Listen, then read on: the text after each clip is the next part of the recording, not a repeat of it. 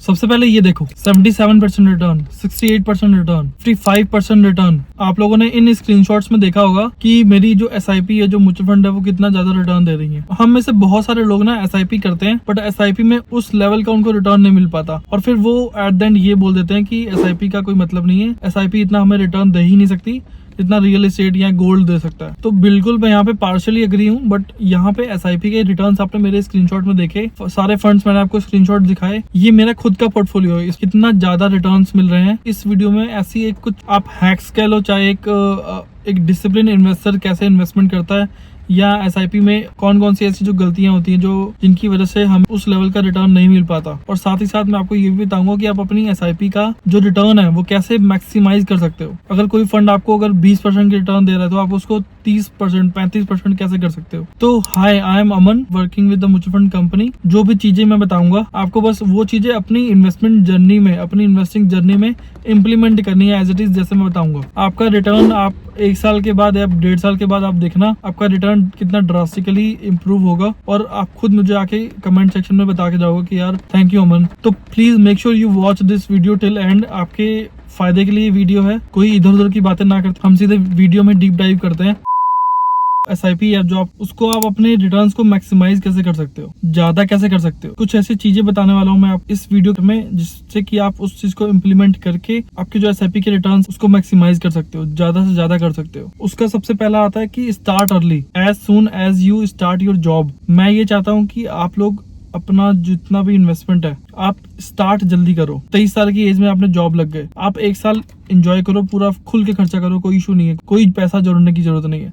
But 1 साल के बाद आप अपनी इन्वेस्टिंग जर्नी स्टार्ट करो, चाहे कम अमाउंट से स्टार्ट करो, बट करो स्टार्ट अर्ली, बहुत इंपॉर्टेंट होता है। अगर आप मेरी बात करोगे तो मैंने भी अपनी 23 की एज में अपनी इन्वेस्टिंग जर्नी स्टार्ट करी थी, और उससे मैं अपने बहुत सारे सपने ऑलरेडी पूरे कर चुका हूँ। अभी मेरी एज ज्यादा नहीं है, अभी मेरी 27 साल एज है। मेरी 27 साल की एज में मैं अपनी गाड़ी ले चुका हूँ, खुल के खर्चा करो, पार्टी करो, एटसेट्रा सब कुछ करो। बट उसके बाद अपनी इन्वेस्टिंग जर्नी जरूर स्टार्ट करो, जितनी जल्दी स्टार्ट करोगे उतना ज्यादा बेनिफिट मिलेगा। कंसिस्टेंसी, ऐसा नहीं है कि अगर आप अभी SIP कर रहे हो और मार्केट गिरती है तो रोक दो, ऐसा नहीं है। आप कंसिस्टेंटली उसको SIP को करते रहो, चाहे रिटर्न मिल रहा है चाहे नहीं मिल रहा है, आप करते रहो। SIP को हमेशा ना EMI की तरह ट्रीट करो। जैसे आपकी EMI है, अब लेट्स सपोज अगर आप फोन खरीद लिया या गाड़ी खरीद ली, अब गाड़ी की EMI तो जाएगी ही जाएगी, है ना। आप उसको कैसे भी करके आप मेहनत करते हो, चाहे घर की EMI है, जाएगी, है ना। तो उसको भी आप EMI की तरह ट्रीट करो, SIP को भी। SIP की जब आप EMI तरह ट्रीट करने लग जाओगे तो आप रेगुलर SIP आपकी हो जाएगी, एक डिसिप्लिन इन्वेस्टर बनोगे। उससे कई चीजें होती हैं कि मार्केट के उतार चढ़ाव में आपका पैसा इन्वेस्ट होगा मार्केट में, तो कंसिस्टेंसी बहुत जरूरी है। Increase SIP amount with your income. आपकी जो इनकम है, लेट सपोज अभी आपकी सैलरी 100 रुपए है, आपकी इनकम जैसे ही बढ़ती है आप अपने SIP का अमाउंट भी बढ़ाओ। लेट सपोज अभी आपकी SIP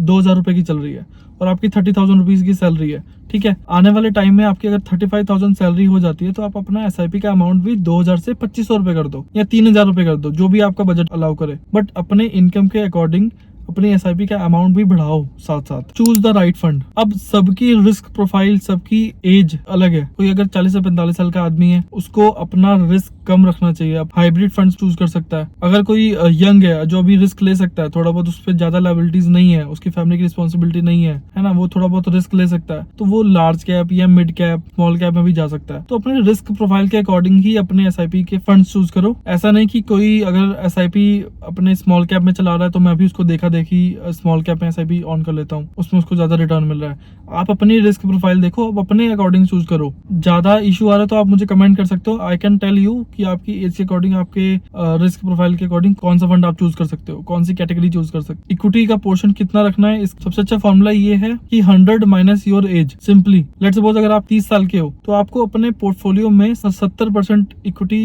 एलोकेशन रखना है। आइडियली ये बनती है चीज। Stay long term. SIP mutual fund short term का गेम नहीं है, ये मैं बार बार अपनी वीडियोस में कहता हूँ। SIP is not a short game. SIP को लॉन्ग टर्म जितना रखोगे उतना ही बेनिफिट मिलेगा। तो SIP को हमेशा लॉन्ग टर्म सोच के चलो, कभी भी शॉर्ट टर्म सोच के ना चलना। शॉर्ट टर्म सोच के चलोगे, आने वाले 3 महीने में, 6 महीने में आप देख देख के परेशान हो जाओगे। जरूरी नहीं है कि आपको 3 महीने या 6 महीने में उतना रिटर्न मिल जाए। जितना आप लॉन्ग टर्म रखोगे आपको उतना बेनिफिट मिलेगा, क्योंकि जो कंपाउंडिंग का बेनिफिट है वो एट द एंड आप लॉन्ग टर्म रखने से ही इन्वेस्टमेंट में मिलता है। तो make sure you park your funds for a longer period of time. ये तो हो गए कि आप अपने एसआईपी के रिटर्न्स को कैसे मैक्सिमाइज कर सकते हो, अपनी इन्वेस्टमेंट को, अपने पोर्टफोलियो को कैसे मैक्सिमाइज कर सकते हो। ठीक है, अब मैं आपको न्यूमेरिक एग्जांपल देता हूँ। लेट सपोज अगर आप 5000 रुपीज की 12% के रेट से अगर आपका इन्वेस्टमेंट ग्रो करता है हर साल 20 सालों के लिए, आपके पास 20 साल के बाद आपके पास 50 लाख रुपए हो सकते हैं। अगर यही एसआईपी आप 5000 की जगह 10,000 रुपए की चलाते हो तो 20 साल के बाद, सिर्फ 12% की बात कर रहा हूँ यहाँ पे, 12% के अकॉर्डिंग आपके पास 20 सालों के बाद 1 करोड़ रुपए हो सकता है। अगर आपकी अभी एज 30 ईयर्स है,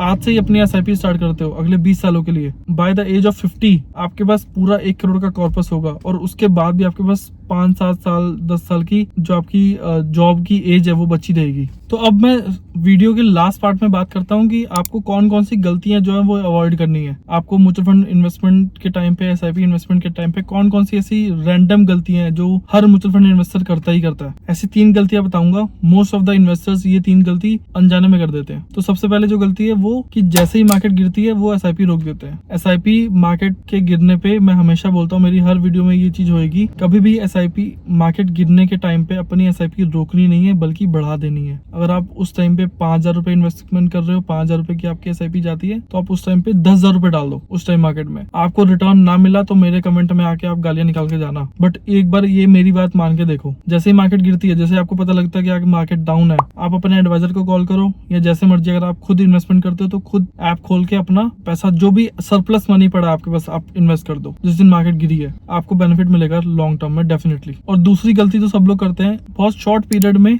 रिटर्न एक्सपेक्ट करना। मोस्ट ऑफ द इन्वेस्टर्स क्या करते हैं कि 1 साल हुआ नहीं, 6 महीने हुआ नहीं, 2 साल हुआ नहीं, म्यूचुअल फंड को जज कर लेते हैं कि यार म्यूचुअल फंड तो कोई काम ही नहीं करता, म्यूचुअल फंड का कोई रिटर्न नहीं मिलता, कोई फायदा नहीं है।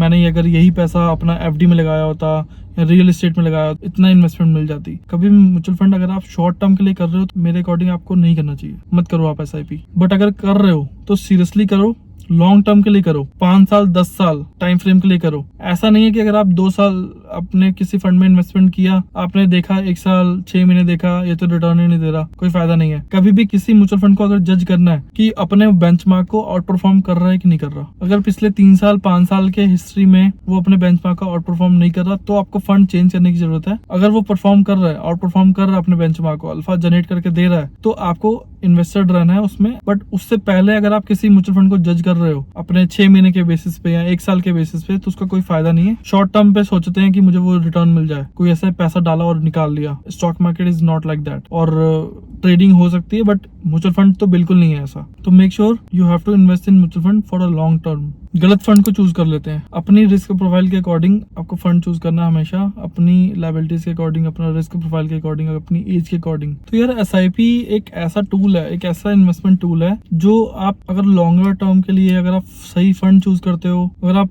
मार्केट गिरने पे और पैसा डालते हो, म्यूचुअल फंड में इन्वेस्टमेंट करते हो, एक्स्ट्रा पैसा जो सरप्लस मनी है वो डालते हो, अपनी जो इनकम है अगर वो आपकी इनकम बढ़ती है तो उस अकॉर्डिंग आप एसआईपी का अमाउंट भी बढ़ाते हो, तो डेफिनेटली इससे अच्छा कोई प्रोडक्ट नहीं है। मैं ये नहीं कह रहा कि रियल एस्टेट बेकार है या गोल्ड बेकार है।